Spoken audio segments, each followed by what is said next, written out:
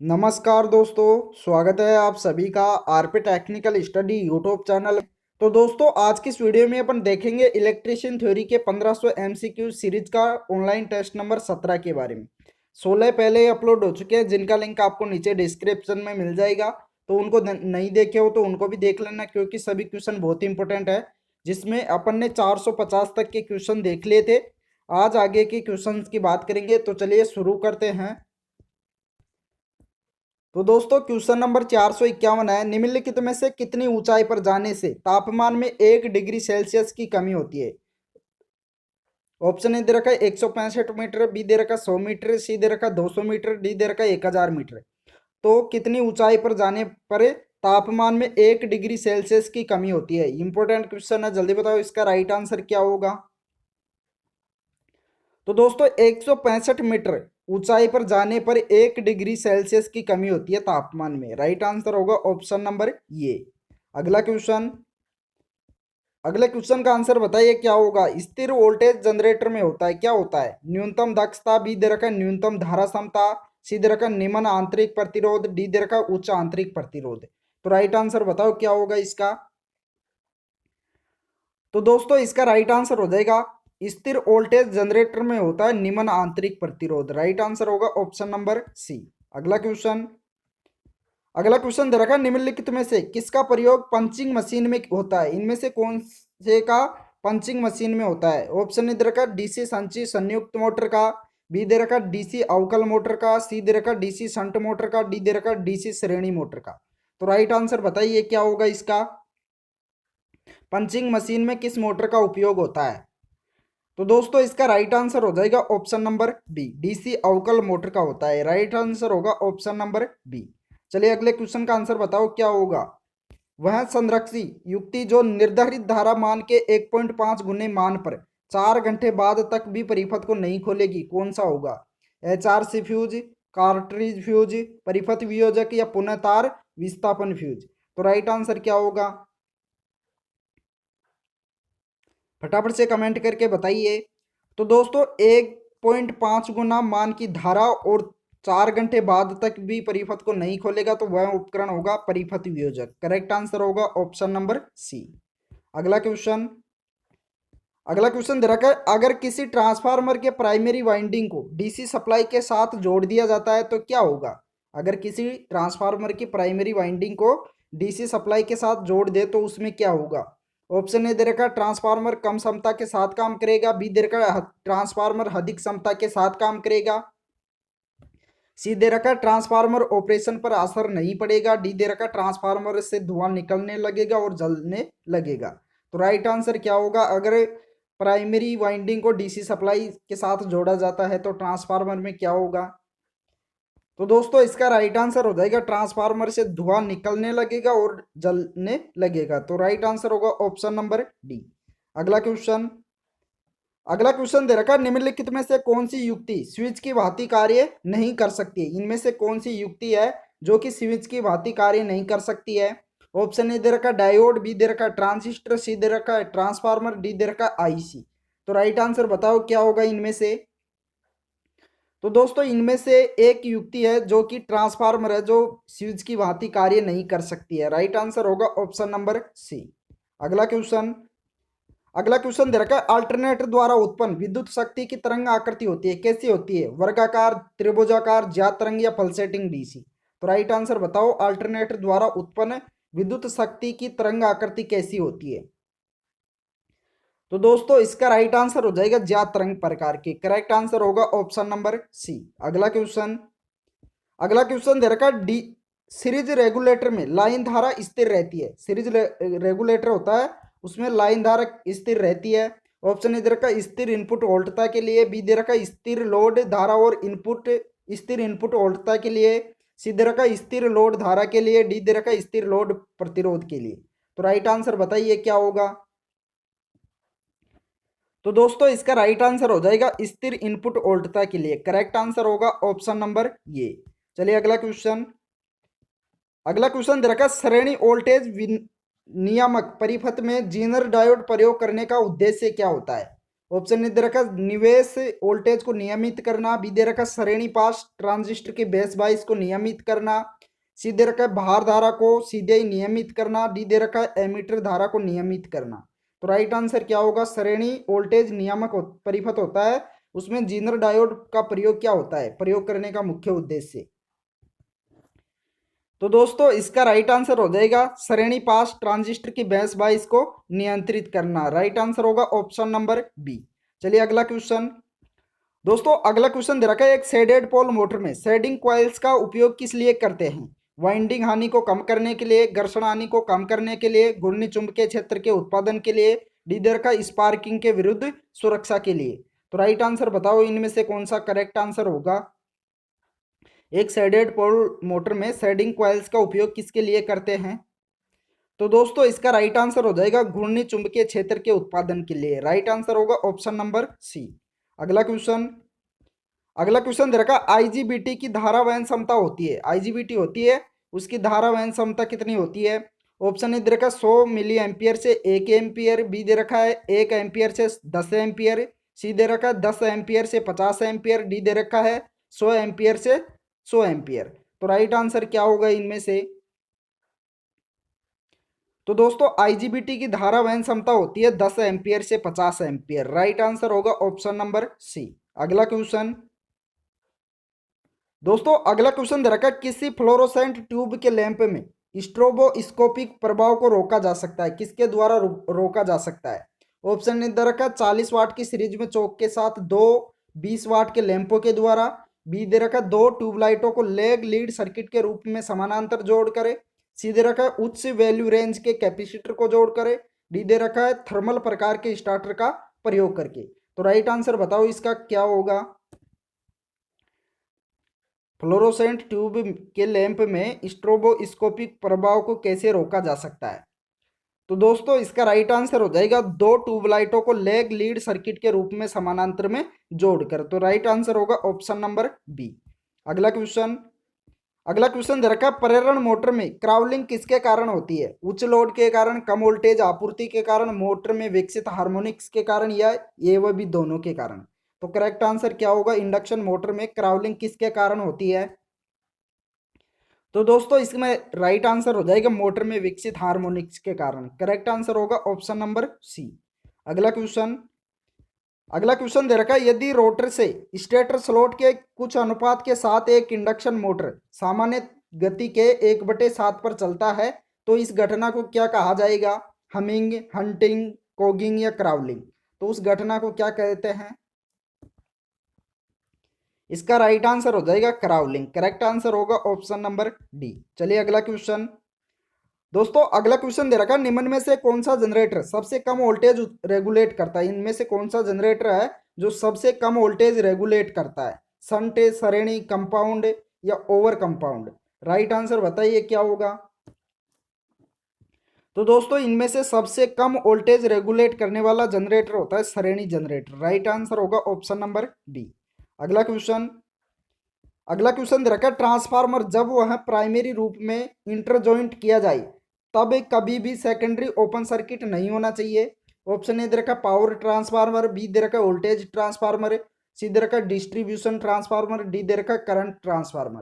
तो ट्रांसफार्मर जब प्राइमरी रूप में इनर जॉइंट किया जाए तब कभी भी सेकेंडरी ओपन सर्किट नहीं होना चाहिए। कौन से ट्रांसफार्मर में? इसका राइट आंसर हो जाएगा करंट ट्रांसफार्मर में। करेक्ट आंसर होगा ऑप्शन नंबर डी। अगला क्वेश्चन। दोस्तों अगला क्वेश्चन दे रखा है, अधिक क्षमता के डीसी मोटर की शून्य भार पर हानियां ज्ञात करने हेतु सबसे प्रभावी विधि कौन सी है? सबसे प्रभावी विधि को बताना है। ऑप्शन ए दे रखा है हॉपकिंसन परीक्षण, बी दे रखा है ब्लॉक रोटर परीक्षण, सी दे रखा है स्विनबर्न परीक्षण, डी दे रखा है वार्ड लियोनार्ड परीक्षण। तो राइट आंसर कौन सा होगा इनमें से? तो दोस्तों अधिक क्षमता की डीसी मोटर की शून्य लोड पर हानियां ज्ञात करने के लिए इनमें से सबसे प्रभावी विधि है। इसका राइट आंसर हो जाएगा स्विनबर्न परीक्षण। करेक्ट आंसर होगा ऑप्शन नंबर सी। अगला क्वेश्चन। अगला क्वेश्चन दे रखा हॉपकिंसन परीक्षण है पूर्ण भार पर किया जाता है, शून्य भार पर किया जाता है, निम्न भार पर किया जाता है, या इनमें से कोई नहीं। तो हॉपकिंसन परीक्षण किस पर किया जाता है? इसका राइट आंसर हो जाएगा फुल लोड पर किया जाता है। राइट आंसर होगा ऑप्शन नंबर ये। अगला क्वेश्चन दे रखा है पुनर्जनन परीक्षण है, रीजनरेशन है, वह कौन सा परीक्षण है? ऑप्शन ए दे रखा है स्विनबर्न परीक्षण, बी दे रखा है ब्रेक परीक्षण, सी दे रखा है हॉपकिंसन परीक्षण, डी दे रखा है उपरोक्त सभी। तो आंसर बताओ इसका क्या होगा? तो दोस्तों पुनर्जनन परीक्षण है हॉपकिंसन परीक्षण। करेक्ट आंसर होगा ऑप्शन नंबर सी। चलिए अगला क्वेश्चन। अगले क्वेश्चन का आंसर बताइए क्या होगा? मोटर में विद्युत धारा किस प्रकार का प्रभाव उत्पन्न करती है? केवल ऊष्मीय प्रभाव, केवल चुंबकीय प्रभाव, ये व भी दोनों, या ऊष्मीय व रासायनिक प्रभाव? तो मोटर में विद्युत धारा किस प्रकार का प्रभाव उत्पन्न करती है? इसका राइट आंसर हो जाएगा ऊष्मीय प्रभाव व चुंबकीय प्रभाव दोनों ही प्रभाव उत्पन्न करती है। तो इसका राइट आंसर होगा ऑप्शन नंबर सी। अगला क्वेश्चन। दोस्तों अगला क्वेश्चन दे रखा है स्विनबर्न टेस्ट पर प्रयुक्त नहीं किया जा सकता है श्रेणी मोटर को, शंट मोटर को, कंपाउंड मोटर को, या इनमें से कोई नहीं? तो स्विनबर्न टेस्ट पर प्रयुक्त नहीं किया जा सकता है, किसको नहीं किया जा सकता है? तो इसका राइट आंसर हो जाएगा श्रेणी मोटर को। करेक्ट आंसर होगा ऑप्शन नंबर ये। अगला क्वेश्चन। अगला क्वेश्चन दे रखा है ट्रांसफार्मर में लो कोर का कार्य होता है। ट्रांसफार्मर में लो कोर का क्या कार्य होता है? ऑप्शन ए दे रखा है प्राइमरी व सेकेंडरी धाराओं के लिए निम्न प्रतिरोधी पथ उपलब्ध कराना, बी दे रखा है प्रेरित फ्लक्स के लिए निम्न रिलेक्टेंस का पथ उपलब्ध कराना, सी दे रखा है ए व बी दोनों, डी दे रखा है कुंडलियों में से ग्रंथित फ्लक्स का घनत्व बढ़ाना। तो राइट आंसर क्या होगा इनमें से? फटाफट से कमेंट करके बताना है। फटाफट से कमेंट करो इसका राइट आंसर क्या होगा। और सभी दोस्तों से रिक्वेस्ट है कि एक बार वीडियो को ज़्यादा से ज़्यादा शेयर कर दो और सभी लाइक भी कर दीजिए। फटाफट से लाइक करो। तो दोस्तों इसका राइट आंसर हो जाएगा लो कोर का मुख्य कार्य होता है कुंडलियों से ग्रंथित फ्लक्स का घनत्व बढ़ाना। राइट आंसर होगा ऑप्शन नंबर डी। अगला क्वेश्चन। दोस्तों अगला क्वेश्चन दे रखा है निम्न में से किस भार का शक्ति गुणांक इकाई होगा? इनमें से किस लोड का पावर फैक्टर इकाई होगा? ट्यूबलाइट का, आर्क लैंप का, प्रेरण मोटर का, या तंतु लैंप का? तो राइट आंसर कौन सा होगा इनमें से? किसका इकाई पावर फैक्टर इकाई होगा? इसका राइट आंसर हो जाएगा तंतु लैंप का। करेक्ट आंसर होगा ऑप्शन नंबर डी। अगला क्वेश्चन। दोस्तों अगला क्वेश्चन दे रखा है ट्रांसफार्मर में लीकेज फ्लक्स निर्भर करता है, किस पर करता है? अप्लाई वोल्टेज पर है, फ्रीक्वेंसी पर है, लोड धारा पर, या म्यूचुअल फ्लक्स पर? यहाँ सप्लाई है, सप्लाई। चलो बताओ इसका राइट आंसर क्या होगा? तो दोस्तों इसका राइट आंसर हो जाएगा लीकेज फ्लक्स निर्भर करता है लोड धारा पर। करेक्ट आंसर होगा ऑप्शन नंबर सी। अगला क्वेश्चन। अगला क्वेश्चन दे रखा है शीतलन की क्रिया में सबसे कम घर्षण हानि उत्पन्न करने वाला शीतलक कौन सा होता है? जल, हाइड्रोजन, तेल, या नाइट्रोजन? राइट आंसर क्या होगा इनमें से? तो दोस्तों इसका राइट आंसर हो जाएगा सबसे कम घर्षण हानि उत्पन्न करने वाला शीतलक होता है हाइड्रोजन। करेक्ट आंसर क्या होगा? Option number B. अगला क्वेश्चन दे रखा है कोगिंग का अर्थ क्या है? कोगिंग होता है उसका अर्थ क्या होता है? ऑप्शन ए दे रखा शून्य भार पर मोटर का न चलना, बी दे रखा धीमी गति पर मोटर का न चलना, सी दे रखा मोटर का अत्यधिक गति पर न चलना, डी दे रखा मोटर में अत्यधिक शोर होना। तो कोगिंग का अर्थ क्या होता है? इसका राइट आंसर हो जाएगा शून्य भार पर मोटर का न चलना। राइट आंसर होगा ऑप्शन नंबर ये। अगला क्वेश्चन। अगला क्वेश्चन दे रखा तुल्यकालिक मोटर के स्टेटर में प्रेरित विद्युत विरोधी ईएमएफ बल निर्भर करता है केवल रोटर उत्तेजन पर है, बी दे रखा है रोटर उत्तेजन एवं गति दोनों पर है, सी दे रखा है केवल रोटर गति पर, डी दे रखा है केवल भार कोण पर? तो तुल्यकालिक मोटर के स्टेटर में प्रेरित विरोधी ईएमएफ बल निर्भर करता है, किस पर करता है? इसका राइट आंसर हो जाएगा केवल रोटर उत्तेजन पर। करेक्ट आंसर होगा ऑप्शन नंबर ये। अगला क्वेश्चन। दोस्तों अगला क्वेश्चन दे रखा है किसी प्रत्यावर्ती धारा परिपथ के लिए वाटमीटर द्वारा मापी जाने वाली पावर क्या होती है? अधिकतम पावर, प्रतिघाती पावर, आभासी पावर, या सक्रिय पावर? राइट आंसर कौन सा होगा इनमें से? तो दोस्तों इसका राइट आंसर हो जाएगा सक्रिय पावर। करेक्ट आंसर होगा ऑप्शन नंबर डी। अगला क्वेश्चन। अगला क्वेश्चन दे रखा है एक एफईटी में कितने टर्मिनल होते हैं? 3, 4, 2, या 1? तो फील्ड इफेक्ट ट्रांजिस्टर होता है, उसमें कितने टर्मिनल होते हैं? इंपॉर्टेंट क्वेश्चन है। तो दोस्तों इसका राइट आंसर हो जाएगा 3 टर्मिनल होते हैं। करेक्ट आंसर होगा ऑप्शन नंबर ये। अगला क्वेश्चन। अगला क्वेश्चन दे रखा है कार्बन फिलामेंट लैंप पर काम करता है कितने टेम्परेचर पर काम करता है? 2200, 2000, 2100 या 1800? राइट आंसर बताओ इसका क्या होगा। तो दोस्तों इसका राइट आंसर हो जाएगा 2000 डिग्री सेल्सियस पर। करेक्ट आंसर होगा ऑप्शन नंबर बी। अगला क्वेश्चन, अगला क्वेश्चन दे रखा है, हथौड़ी का हैंडल निम्नलिखित में से किस चीज से बना होता है? इस्पात से, लकड़ी से, प्लास्टिक से या रबर से? राइट आंसर कौन सा होगा? तो दोस्तों हथौड़ी का हैंडल लकड़ी से बना होता है। किससे बना होता है? लकड़ी से। करेक्ट आंसर होगा ऑप्शन नंबर बी। अगला क्वेश्चन, अगला क्वेश्चन दे रखा है, स्वतः अभिनति को निम्न में से किस दूसरे नाम से भी जाना जाता है? स्वतः अभिनति होती है, उसका दूसरा नाम क्या है? स्थिर अभिनति, वोल्टेज डिवाइडर अभिनति, आधार अभिनति या इमीटर अभिनति? तो राइट आंसर क्या होगा? फटाफट से बताइए क्या होगा। तो दोस्तों इसका राइट आंसर हो जाएगा एमीटर 22। करेक्ट आंसर होगा इमीटर अभिनति। करेक्ट आंसर होगा ऑप्शन नंबर डी। अगला क्वेश्चन, दोस्तों अगला क्वेश्चन दे रखा, जब किसी डायोड को ओम मापी का उपयोग करते हुए टेस्ट किया जाता है तो यह दोनों दिशाओं में उच्च प्रतिरोध दिखाता है, तो डायोड की स्थिति क्या होगी? अच्छा होगा, लीकी होगा, खुला होगा या शॉर्ट होगा? राइट आंसर क्या होगा इसका? तो दोस्तों इसका राइट आंसर हो जाएगा डायोड खुला होगा। करेक्ट आंसर होगा ऑप्शन नंबर सी। अगला क्वेश्चन, दोस्तों अगला क्वेश्चन दे रखा है, यदि एमिटर बेस जंक्शन तथा कलेक्टर बेस जंक्शन दोनों ही फॉरवर्ड बाइस हो तो ट्रांजिस्टर किस मोड में काम करता है? सैचुरेशन में, कट ऑफ में, सक्रिय में या इन्वर्टेड में? राइट आंसर कौन सा होगा इनमें से? इसका राइट आंसर हो जाएगा ट्रांजिस्टर किस मोड में काम करेगा? सैचुरेशन में। करेक्ट आंसर होगा ऑप्शन नंबर ए। अगला क्वेश्चन, अगला क्वेश्चन दे रखा है, किसी ऑटो ट्रांसफार्मर में निम्नलिखित में से कौन सा कुंडलन होता है? टैप्स रहित एक कुंडलन, भिन्न सामग्रियों की दो कुंडलन, दो अंतर ग्रंथित कुंडलन, डी दे रखा टैप्स सहित एक कुंडलन? तो राइट आंसर कौन सा होगा? ऑटो ट्रांसफार्मर में कौन सा कुंडलन होता है, अर्थात वाइंडिंग होती है? तो दोस्तों इसका राइट आंसर हो जाएगा टैप्स सहित एक कुंडलन होता है। क्या होता है? टैप्स सहित एक वाइंडिंग होती है। तो इसका राइट आंसर होगा ऑप्शन नंबर डी। अगला क्वेश्चन दे रखा है, सीआरओ का इनपुट प्रतिबाधा कितना होगा? सीआरओ होता है कैथोड रे ऑसिलोस्कोप, उसका इनपुट इंपिडेंस कितना होता है? 0, 100 ओम, 1 मेगा ओम या 10 ओम? राइट आंसर बताओ क्या होगा। तो दोस्तों सीआरओ का इनपुट प्रतिबाधा होता है 1 मेगा ओम। करेक्ट आंसर होगा ऑप्शन नंबर सी। अगला क्वेश्चन, अगला क्वेश्चन दे रखा है, इंटरपोल वाइंडिंग सीरीज कनेक्शन निम्नलिखित में से किससे जुड़ी होती है? पोल वाइंडिंग से, योक से, फील्ड वाइंडिंग से या आर्मेचर वाइंडिंग से? तो इंटरपोल वाइंडिंग सीरीज कनेक्शन से किस प्रकार से जुड़ी होती है, किससे जुड़ी होती है?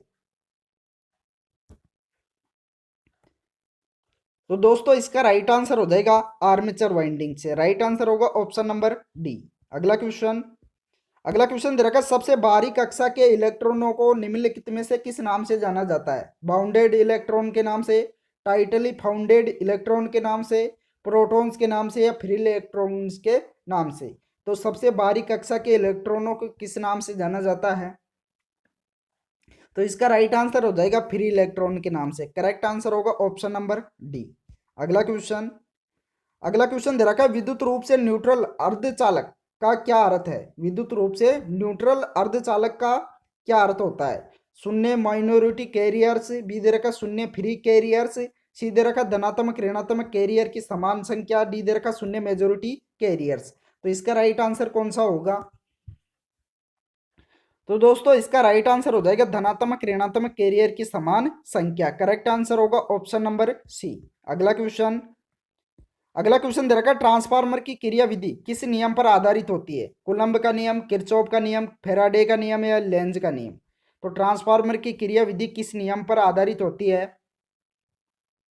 तो दोस्तों इसका राइट आंसर हो जाएगा फैराडे के नियम पर। करेक्ट आंसर होगा ऑप्शन नंबर सी।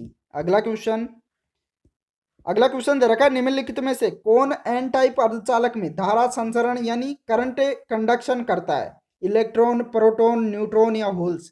तो राइट आंसर क्या होगा? इसका करेक्ट आंसर हो जाएगा इलेक्ट्रॉन। करेक्ट आंसर होगा ऑप्शन नंबर ये। अगला क्वेश्चन, दोस्तों अगला क्वेश्चन दे रखा है, कुंडलन का अंतराल गुणक का अनुपात क्या होता है? पिच फैक्टर का गुण अनुपात क्या होता है? ऑप्शन ए दे रखा है कुंडली अनुपात बटे पोल अंतराल, बी दे रखा है पोल अंतराल बटे कुंडली अंतराल, सी दे रखा है कुंडली अंतराल माइनस पोल अंतराल, डी दे रखा है कुंडली अंतराल गुणा पोल अंतराल। तो इसका पिच फैक्टर क्या होता है? इसका राइट आंसर हो जाएगा कुंडली अंतराल बटे पोल अंतराल। राइट आंसर होगा ऑप्शन नंबर ये। अगला क्वेश्चन दोस्तों, अगला क्वेश्चन दे रखा चुंबकीय फ्लक्स किस दृष्टिकोण के व्युत्क्रमानुपाती होता है? ईएमएफ के, फ्लक्स घनत्व के, चुंबकीय प्रतिष्ठंभ के या एमएमएफ के?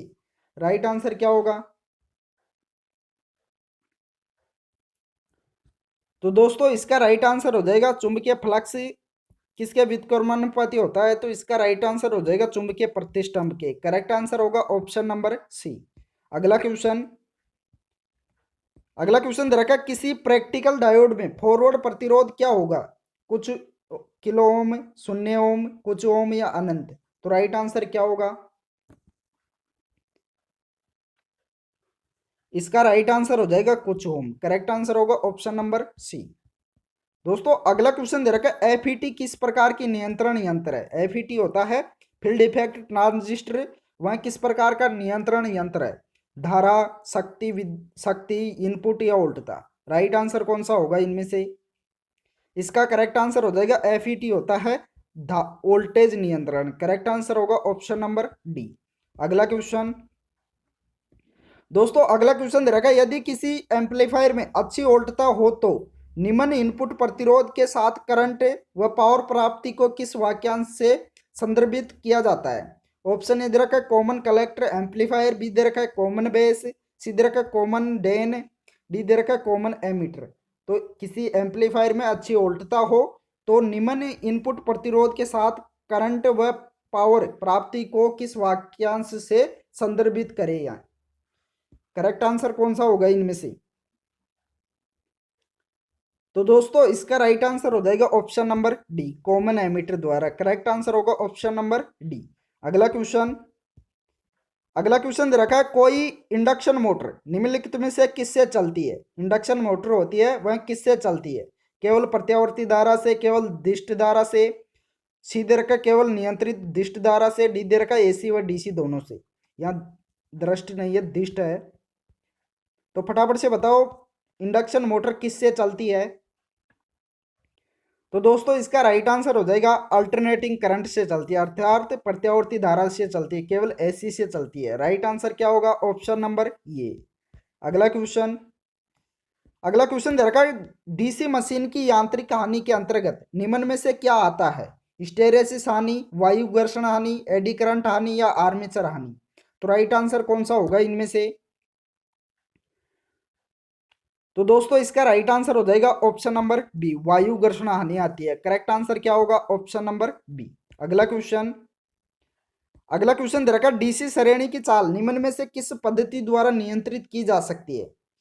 क्षेत्र डाइवर्टर द्वारा, आर्मेचर डाइवर्टर द्वारा, क्षेत्र कुंडलियों को समानांतर करके या उपरोक्त सभी? तो डीसी श्रेणी की चाल किस पद्धति द्वारा नियंत्रित किया जा सकता है? इंपॉर्टेंट क्वेश्चन है। तो दोस्तों इसका राइट आंसर हो जाएगा क्षेत्र डाइवर्टर द्वारा भी किया जा सकता है, आर्मेचर डाइवर्टर द्वारा भी किया जा सकता है, व क्षेत्र कुंडलियों को समानांतर करके भी किया जा सकता है। तो इसका राइट आंसर होगा उपरोक्त सभी। राइट आंसर क्या होगा? Option number D. अगला क्वेश्चन दोस्तों, अगला क्वेश्चन दे रखा है संधारित्र विरोध करता है, कैपेसिटर होता है वह किसका विरोध करता है? ऑप्शन ए दे रखा है वोल्टता में परिवर्तन का, बी दे रखा धारा में परिवर्तन का, सी दे रखा धारा व वोल्टता में परिवर्तन का, डी दे रखा एसी का। तो कैपेसिटर होता है संधारित्र, वह किसका विरोध करता है?